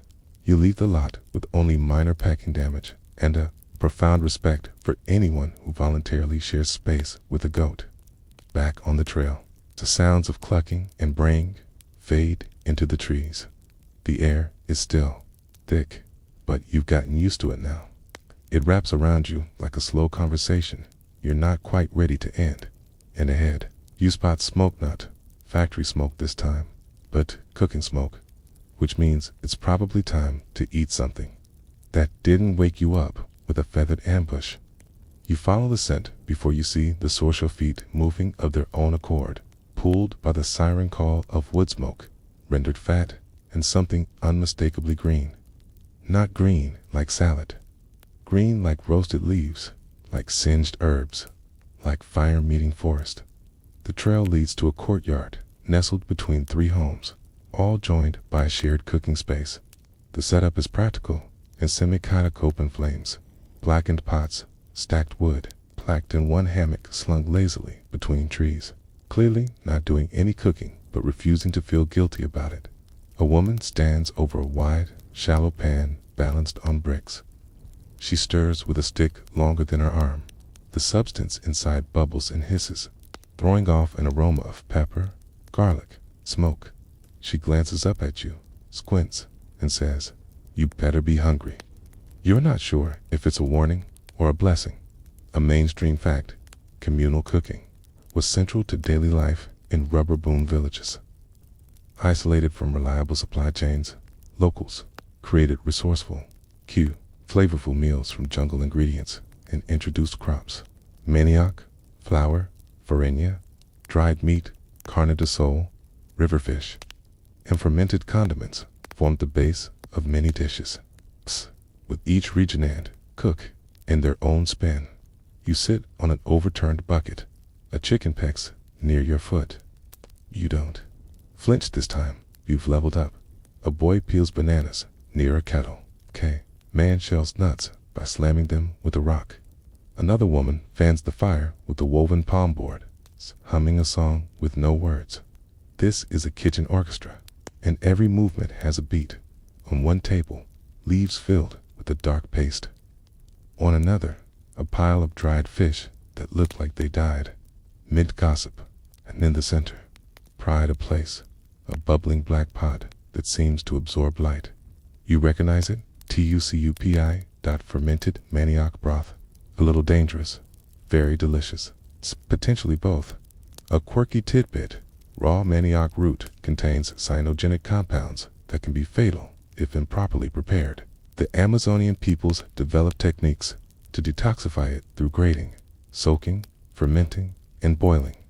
Tucapi is the result equal parts culinary magic and slow science. There's even a saying, he who disrespects tucapi dies poetic. The woman stirring the pan gestures with her stick. Go grab a bowl. Second shelf. You find one, chipped, probably older than you. It has a faded picture of a cartoon dog on the side. Perfect. She ladles a scoop of whatever's cooking yet, lands with a heavy, fragrant plop. Then she adds rice, cassava powder, and a hard-boiled egg that looks vaguely suspicious of its own existence. You take a bite. Oh, it tastes like history, like survival, fire, hands, and 1,000 choices made with instinct instead of recipes. It's spicy, but not cruel, salty, but not greedy. The texture is part stew, part memory. Joke 1. You mentally rank it 9/10, deducting a point because your tongue is currently drafting a resignation letter. More villagers gather. Some sit on logs, others lean against walls. No one eats alone. Bowls are passed, stories traded. Someone pours something that might be juice or very irresponsible moonshine. You offered a small cup. You drink it. It's fruity, then peppery. Then it punches you in the lungs and apologizes with a wink. Nearby, a girl grates green papaya with ferocious precision. An old man fries ants in a tiny skillet, humming a funeral march. You're not sure what's dessert and what's defense mechanism. Historians still argue whether the cuisine in rubber villages was primitive survival or complex adaptive gastronomy. Modern chefs romanticize these traditions, while older documents dismiss them as bush food. The truth is, somewhere in the fire, burned a little, tasted a lot, remembered in pieces. You finish your bowl. The woman takes it wordlessly, rinses it in a basin, and hands it to the next hungry visitor. You thank her. She shrugs. Eat again in 2 hours. You're not sure if that's a suggestion or a threat. Joke 2. You consider starting a jungle food review blog called Don't Die Deliciously. The crowd thins. The man with the moonshine juice leans in. Parents having a banquet. Tonight, he says, slurring a little. Special guests. Big deal. Velvet and silverware. You ask who the guests are. He snorts. Does it matter? They'll leave full and empty, just like always. The woman with the stirring stick adds, we sent the best cassava cake. They won't know what to do with it. Then she winks. The fire crackles low now. The peas smells shift to ash and citrus. Somewhere in the distance, a flute plays a slow, spiraling tune. You sit a while longer, letting the warmth settle in your bones. Watching strangers become family, food becomes story, and day becomes something slower. Then you stand and follow the flute, because something's always calling just past full. The flute draws you not toward music, but toward mischief. You don't realize it at first. The melody seems innocent, wistful, even. It winds through the trees like a lost ribbon, curling around hammocks and rooftops, tugging you forward with lazy confidence. But then you notice the people lining up, ordering, smirking like they're all in on the same ridiculous secret. A boy runs past you, barefoot and hollering, via Kamacar. It's starting. You ask what? A woman, balancing a basket on her hip, grins, showing a gold tooth at the parade. Then she walks off like that explains anything. You follow the direction everyone else is heading, which seems to be toward the loudest corner of the village. There, near the priest's house, in the half-built post office, is a loosely assembled crowd, some in hats, others in smudged finery, children holding mangoes like trophies. There's a rope stretched across the road, tied between 2 poles. A boy in oversized boots raises a conch shell and blows a wet, caned, disappointing noise. Still, the crowd cheers. The rope drops, and the parade begins. Sort of. A mainstream fact. Celebrations in remote rubber villages were often improvised affairs, with limited materials and fewer trained performers.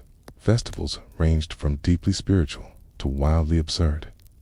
Empire Day, birthdays of barons, Catholic saints' days, just because it didn't rain, all served as valid excuses for song, drink, and dressing up the village pig. You watch as the first float rolls in. It's a donkey with a feather in its mane and 2 tin pans tied to its sides. It walks solemnly, as though aware of its central role in this farce. Behind it, a man in a suit 2 sizes too large, holding a bent umbrella like a scepter. He waves to no one in particular, trips, and keeps waving. A girl throws flower petals, after him dried ones, from a funeral wreath. A small drum section follows. 3 boys with different sized drums, 0 rhythm, and absolute commitment. The beat changes every 5 steps. One of them plays with a spoon. Then comes the royal carriage, a handcart painted blue with a chair inside. An old woman sits in it, wearing a tiara made from fish scales and thread. She holds a spoon as her royal scepter. Her expression is part boredom, part iron will. Do you learn she's the queen of Farina, elected unanimously? Every year, a quirky tidbit. One Amazonian village once created a festival around a mythical creature called Bitcho Boy, kind of carnival-style dance with elaborate masks, satire, and animal costumes. In 1897, one such performance mocked the rubber baron himself, resulting in several arrests, 1 donkey chase, and a mysterious disappearance of all the town's biscuits for 3 weeks. Back in the parade, a man juggles 3 papayas, badly. One hits a child. The child cheers. Someone hands you a paper crown. You accept, because why not? Joke 1. If this parade were a formal dinner, the main course would be confusion with a side of mango. A float passes that appears to be a boat, on wheels, pulled by a pig. No one questions it. A man sings an operatic aria in a language that may not exist. 2 girls perform a dance involving spoons, stomping, and aggressive eyebrow wiggling. You clap, you laugh, you try not to think too hard. The crowd moves with the performers, slowly advancing down the central path. Spectators become participants. Someone throws petals at you. Someone else smears Moroccan paste on your cheeks and declares you the foreign minister of bananas. You bow. Naturally. Joke 2. You wonder if this counts as public office and whether you need to file taxes now. As the procession loops past the market, the donkey stops to relieve itself. The queen of Farania nods solemnly, as though this, too, is part of the sacred rite. The priest appears, holding a candle and a confused cat. He blesses the crowd. No one stops dancing. Historians still argue whether these micro-festivals were genuine cultural expressions or psychological coping mechanisms. Maybe both. They offered relief from monotony, resistance to authority, and a way to remember life before the jungle economy swallowed everything in sap and smoke. Or maybe, just maybe, people danced because they liked it. Eventually, the procession thins. The drums wander off-beat into silence. The queen exits her cart with surprising agility. The donkey heads back toward the stables, head high. Job well done. You sit on a bench beneath a tree that's decided to bloom all at once. Petals fall around you like snow that's never heard of winter. A man sits beside you, covered in glitter and holding a papaya like a newborn. He says, "That was the best one yet." You nod. What were we celebrating? He shrugs. It matter? And honestly, no, it doesn't. Because for one gloriously absurd hour, everyone forgot the price of rubber, the weight of heat, and the way the jungle always presses in, and remembered how to laugh. The petals still cling to your shoulders as you meander away from the echo of drums and donkey hooves. The afternoon has shifted lighter now, like it's burned off its mischief and settled into a quiet lull. The village exhales with you, and somewhere a dog barks once, just to say it still exists. You wandered down a side path lined with crooked trees and laundry flapping on rope like surrender flags. One shirt reads, Exposição de Manos, 1883, in faded stencil. Another just has a hole the size of your fist and a patch that might be someone's first attempt at embroidery or a political statement. You spot a squat little building with a tin roof and a hand-painted sign. Correios, the post office. It's barely big enough for 2 hammocks and a counter. Yet, here it is, the nerve center of village communication, logistics, and unfulfilled hopes. You step inside. It smells like wax, dust, and an old man's pipe smoke, even though there's no old man in sight. The ceiling is low enough to duck. The walls are lined with pigeonholes, some empty, some stuffed with yellowing envelopes, curled papers, or tiny cloth bundles tied in string. Behind the desk sits a woman in her 50s with a magnifying glass in one hand and a piece of chocolate in the other. She eyes you like you're about to ask for something unreasonable. You smile. She doesn't. A mainstream fact. Mail service in the Amazon during the rubber boom was wildly inconsistent. In remote areas, letters could take weeks or months to arrive if they did at all. The postal system relied on river routes, and many villages became their own de facto way stations. Letters were often stored indefinitely in hopes the intended recipient would eventually return. You ask if anything's come in. She snorts. You think you're the only ghost haunting someone's inbox. She gestures toward a back room. Oh, see? You peek behind the curtain. It's a chaos of correspondence. Stacks of unopened letters. Bundles wrapped in twine. Wooden crates stamped with rubbery fingerprints. Papers folded into elaborate triangles. Some envelopes are addressed in ornate cursive, others in block letters, a few with only first names and faith. You pull one at random to Isabella. If you are not dead, I am still waiting. You open another to Senor Alfredo. Please send violin strings or news of your death. Either will help. You can't help it. Reread them, quietly, carefully. Some are love notes, rambling, desperate, hopeful. Some are receipts, reminders, lists of old favors. One is just a recipe for plantain soup and a sketch of a spoon. Most are undelivered. A few are unsendable meant for towns that burned, relatives who fled, or barons who vanished into the mist.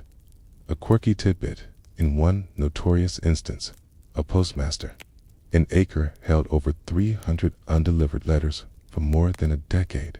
When he died, locals hosted a reading party. People cried, laughed, forgave, and argued with ghosts. One man found a marriage proposal addressed to his grandmother. He accepted on her behalf. Back at the counter, the woman still eats her chocolate like it's a ritual. You ask why so many letters are still here. She shrugs. They forget, or they leave, or they don't want the answer. You ask if she ever opens them. She raises an eyebrow. Do you? Fair? You pull one more letter. This one is wrapped in oilskin, marked with 3 faded seals. It smells faintly of cinnamon. The handwriting is elegant to myself. Open only when it stops hurting. You don't open it. You put it back. Joke 1. You briefly consider launching a podcast where you read 19th century jungle mail. But worry. The sponsors wouldn't get past the death threats and spice cake recipes. The woman gestures toward a dusty ledger. You can write one if you want. No stamps needed. You open the book. Dozens of pages already filled.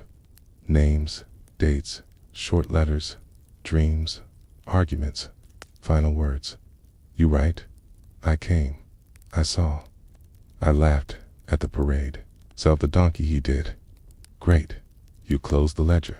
She gives you a chocolate square. This doesn't say goodbye. You step out into the sunlight, which now has the tint of tea left. Too long in the cup, warm, faintly bitter, comforting. Historians still argue whether these jungle post offices were hubs of communication or archives of emotional backlog. Were they essential lifelines, or just wooden boxes of unspent hope? The answer, as always, lies somewhere between what was said. You realize your current pen pal is technically a woman who hasn't moved in 14 years. It doesn't even know your name. The path leads you on. It's past more laundry, more tilted roofs, more goats with opinions, and up ahead, the edge of the village, where the jungle begins again, where stories blur, and where nobody sends letters, because everything you need to say is already growing out of the ground. The village doesn't end so much as dissolve. One moment, you're stepping over a chicken in the road, and the next, you realize the road is gone. No more huts, no more laundry lines, just undergrowth that's decided to get more assertive, and trees that lean in close, as if they've been eavesdropping this whole time and finally want their say. You follow what might be a path, or might be a riverbed with commitment issues. The light shifts quickly filtered green, thick gold, shadows sharp enough to be statements. The air has weight now, not heavy, just focused. Everything here seems to be watching, listening, or blooming. You're at the edge of the village, at the edge of civilization, at the beginning of the jungle, a mainstream fact. The Amazon rainforest was both the literal and symbolic boundary of 19th century rubber towns. For settlers, it represented both wealth and danger. For indigenous communities, it was homeland, pharmacy, and sacred map. Many rubber barons feared venturing too far beyond the cleared zones, relying instead on native tappers or enslaved labor to navigate the forest's secrets. You press on. Slowly, every plant you pass seems to have a name, a purpose, or a grudge. Vines wrap around trees in slow motion battles. Leaves the size of canoe paddles drip rain that never fell.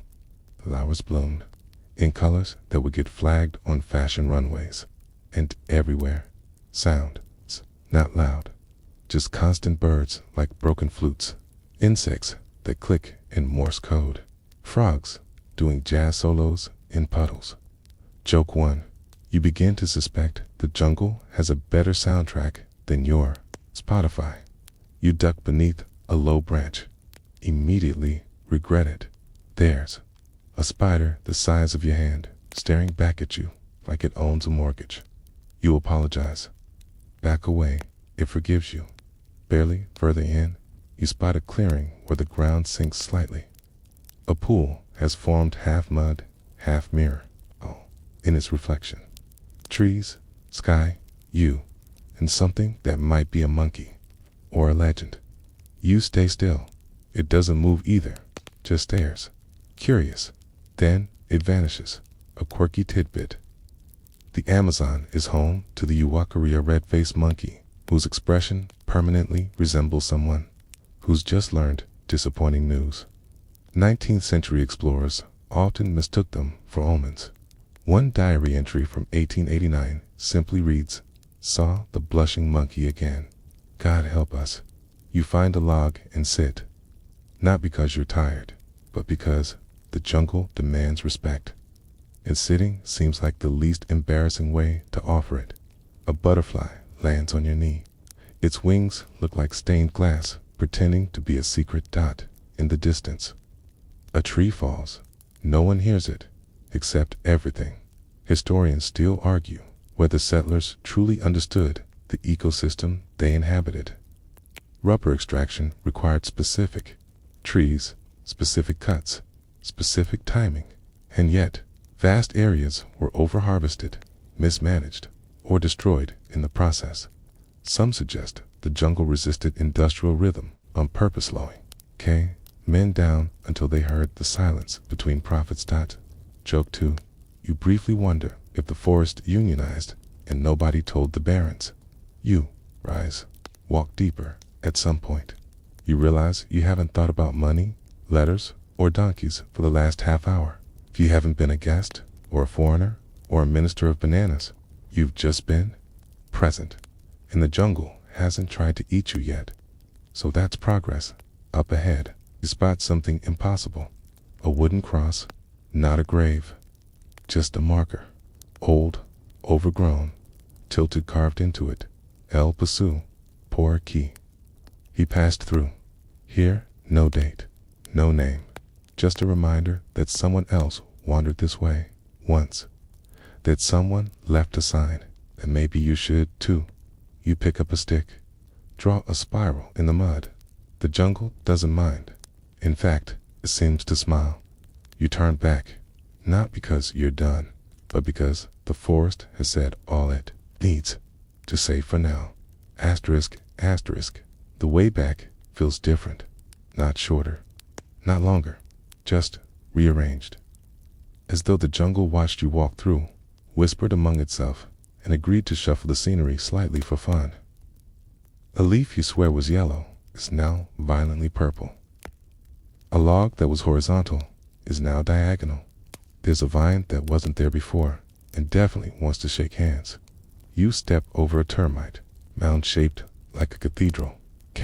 Pass a toad that refuses to acknowledge your existence, and re-enter the village like someone returning from war, pilgrimage, or a very complicated nap. Only no one notices the parade's over. The food's gone cold. Laundry flaps exactly where you left it. Back to normal. Almost. The sun's lower now. Not quite sunset, but definitely hinting at it. That amber glow has crept in the kind that makes even tin roofs look romantic and goat droppings seem poetic. You stroll back toward the riverfront where you first arrived. The dock is quieter now. A boy skips stones. An old woman washes a pan with the exact same expression one might use to interrogate a thief. You settle on a bench made from a split canoe. This is where the whisper reaches you, low, casual, almost like a breeze with opinions. They're coming. You glance sideways. A man is sitting near you, carving a slingshot from a branch. His feet are bare, toes tapping the rhythm of a song that doesn't need lyrics. His shirt is open. His eyes are somewhere else. Who's coming? You ask. He doesn't look at you. The buyers. A mainstream fact. Toward the end of the 19th century, foreign buyers, mostly British, Dutch, Caned, North American, began visiting rubber-producing villages directly, often traveling upriver to inspect production quality, negotiate contracts, and assess the value of baronial claims. These visits were rare, awkward, and highly performative. You ask how many. He shrugs. It's 2, maybe 3, maybe none. Depends how drunk the baron is. You glance out across the water there. Far in the distance, a steamboat. Thin smoke. White hull. A flag you can't quite make out. Your heartbeat doesn't quicken, but your posture shifts. Slightly. The man continues carving. You're going to be part of the welcome party. You hadn't planned to be, but now you're not. So sure, you wandered to the main plaza. Already, things are changing. Men are sweeping. Women adjusting shawls. A flag is being hoisted red and blue, badly ironed. A child is getting his ears cleaned with alarming efficiency. Someone unearths a crate of good cups. The baron is not yet visible, but his house glows with oil, lamps, and anticipation. You spot the Queen of Farinha. She has changed into a cleaner crown. She sees you and smirks. Don't worry, she says. They won't look at you unless you owe them money. Quirky tidbit. In one famous incident, a group of English rubber buyers arrived at a boomtown only to find it had thrown an entire opera performance to impress them. The opera featured 2 goats, a man in a curtain, and 1 enthusiastic tambourine. The buyers left halfway through and still signed the contract. Back at the river, the boat draws closer. People line the dock now. Teeth scrubbed, hair patted, down. One man has attempted a tie. Is ambitious. The air, TENSES. And then, finally, the boat moors. 3 men disembark. Their suits are too dark. Their hats too clean. They smell faintly of ink and disappointment. The Baron peers. His smile is wide, practiced, sincere, only in the way that mirrors reflect sincerity. You hang back, watch the visitors shake hands, say nothing you can hear. One checks a notebook. Another tastes a scrap of rubber offered on a silver dish. The third sneezes twice and looks personally offended by the humidity. Joke 1. You realize these men could probably sweat sarcasm if left unattended. The villagers observe, polite, quiet, expectant. The Baron gestures toward his estate. The men follow. The crowd disperses like fogs softly. Sideways, you remain. The slingshot man has vanished.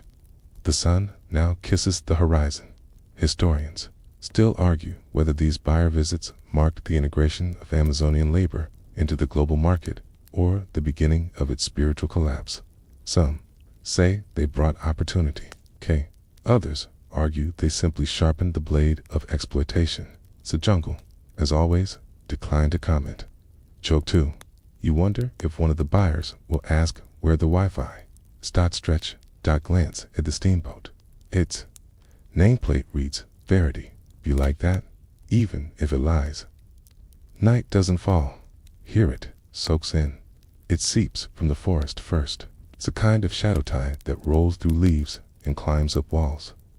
Then it settles over rooftops, into hammocks, under doors. It's not sudden. It's patient. Like the jungle, like time. Like that feeling you get before sleep. But afterthought, the lanterns are already lit. Flickering orange, soft, gentle. Not bright enough to push. The dark back, just enough to say, I'm still here. The village hums differently now. No axes, no shouting, no clatter of pans. Just murmurs, sandal steps, the occasional goat complaint. You wander back toward the plaza. Pulled by instinct or inertia, a few people are gathered in front of a fire. Not for warmth, it's for company. And for the telling, you sit. Someone hands you a cup of tea dark. It's bitter, smoky, with something herbal and slightly aggressive. You sip. It insults your tongue, then apologizes by warming your spine. A woman speaks. Her voice is low, flat, steady. A story about a snake who fell in love with the moon. You listen? Mainstream fact. Amazonian oral storytelling traditions often blended myth with personal experience. Passing down history not through documents, but through shared night rituals. In rubber villages where literacy wasn't widespread and paper was precious story circles were one of the few ways to archive memory. She continues. The snake slithered up a tree every night, 4 years, until the moon, tired of being chased, finally kissed him and turned him into a river. That's how the Madeira River was born, she says. Then she sips her tea like it's proof. You're not sure what it means, but you believe it anyway. Joke 1. You consider asking how many snakes she's dated, but decide against it. A man takes her place. He tells a story about a rubber tapper who carved his secrets into trees. The secrets were never found, but the trees started bleeding rubber all by themselves. No one's tapped them since. Out of respect, he shrugs. Some secrets are better left delicious. You sip again and stare into the fire. A quirky tidbit. In some remote areas, villagers believed the rubber trees themselves had memory, that if you tapped them wrong or took too much, the tree would remember one spoiled the next harvest in silent protest. Someone sings, not loudly, not to impress, just a song about leaving home, and how you can never really go back, but the river always let you try. The words blend with the wind. You recognize one of the buyers sitting a little apart, coat off, sleeves rolled, watching the flames like they might ask him a question he's not ready to answer. He looks young now, lost, small, dot, dot. Queen of Phrygia walks by, hands him a spoon. He takes it, because what else can you do when the queen offers? Historians still argue whether these nighttime gatherings were deliberate acts of resistance or accidental community glue, whether they preserved culture or simply passed the time. But everyone agrees, nothing important ever happened without a story. Joke 2. You decide your jungle memoir will be titled, I came, I sat, I listened, I sweated. The fire burns lower now. Ash flutters like snow that got too curious. The storyteller leans back, closes her eyes. The tea is almost gone. Someone plays a single note on a flute, then stops, not because the song is over, but because the night doesn't need more. The village breathes in unison now, a slow, contented rhythm, like the pulse of something old and comfortable. The air is cooler by jungle standards, which means it's merely humid instead of suffocating. The trees sway like they've been told a secret. You walk one last circuit through the narrow lanes. The Baron's estate is quiet now. The Pyres are inside, presumably discussing percentages, imports, or how to politely decline the cassava cake. But the rest of the village for tonight has surrendered to the hush. You pass hammocks strung low, bodies curled into them like commas. A dog chases something in its dreams. A child murmurs a word that might be banana and turns over in a doorway. Someone's mother sings a lullaby to the baby she carries and the memories she doesn't. You don't interrupt. You walk toward the river dot again, because there's something about water in the dark. It calls to the version of you who needs fewer answers. The steamboat is still moored. You walk along its edge, touch the hull. It hums not mechanically, but like a cathedral does after everyone's gone home. You think about everything you've seen: donkey parades, rubber sap, bitter tea, spider diplomacy, letters with nowhere to go, myths that explain rivers, and a village held together, not by nails or coins, but by people who notice, remember, and pass it on. A mainstream fact. By the early 20th century, many of these jungle villages would be abandoned or absorbed as rubber production shifted overseas. But their cultural fingerprints, the food, the words, the stories echo through descendants and anthropologists, through old maps and forgotten letters in dusty boxes. You sit on the dock, feet dangling. No fanfare, no curtain call, just you, jungle, in a place that, for a brief blink of history, burned brightly before it flickered. You hear a voice behind you, familiar, the queen. She doesn't sit, just says, "You leaving?" You shrug. "I wasn't really here." She nods. That's the best way to visit. A quirky tidbit: in some rubber towns, visitors who stayed longer than a month were given nicknames by the locals' names they never knew about, but which followed them in stories for generations. One man became the one who asked too many questions. Another, she who fell in the pig trough twice. You ask if you have a nickname. She just grins. You'll know next time. Then she's gone. The jungle exhales again. Louder this time, the frogs begin their shift. The bats take over the airwaves. Somewhere, a fish jumps not because it needs to, but because it can. Historians still argue whether the Amazon was a stage, a resource, or a home. Whether the people who lived in its rubber villages were exploited or extraordinary. Maybe both, maybe neither. Maybe the truth is still out there, tapping a tree, watching the moon, stirring a pot of tukapi, and laughing at the absurdity of it all. And now you rise, because it's time. Time to let the village fade. Time to let your limbs get heavy. Time to let this daydream drip into sleep. So now, the sounds of the village are softer, fewer footsteps, more breath. The stars have fully claimed the sky, mirrored faintly in the dark, glossy river. A breeze stirs the trees, just enough to remind you they're still listening. Your legs stretch out a little, your shoulders settle into the quiet. Nothing rushes now. Even the mosquitoes, surprisingly, seem to have agreed to give you this moment. The boat sits motionless, tethered not just by rope, but by story. A floating witness to a place where the past clings like damp cloth, where people dance without music, write letters they may never send, and turn every gathering into a kind of ceremony, even the ones with donkeys and glitter. You breathe deeper. The night is thick, yes, but soft dot it wraps around you, not to trap you, but to say, you made it. You saw what there was to see. You learned what the jungle had time to teach you for now. There will be more stories, other villages, other fires, but not tonight. Tonight, you are the visitor who stayed just long enough. The ghost of tomorrow's tale. The foreign minister of bananas, finally off duty. So drift now. Let the vines tangle behind your eyes. Let the drums echo faintly in your pulse. You're not needed anywhere else. The village has gone to sleep, and so should you.